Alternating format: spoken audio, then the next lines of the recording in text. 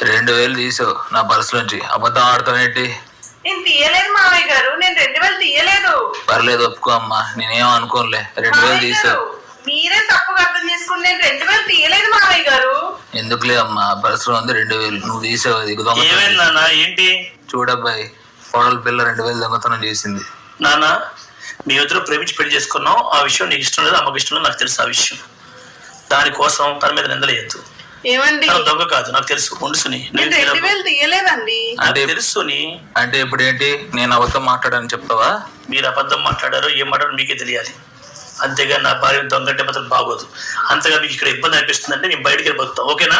ఓ అలాగా, నిన్నెవరు మార్చలేరు. తండ్రికి వాల్యూ లేదప్పా.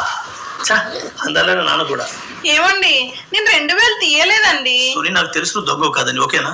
అది కాదండి, నేను 2000 తీయలేదండి. నేను ఓన్లీ 1500 తీసాను. 1500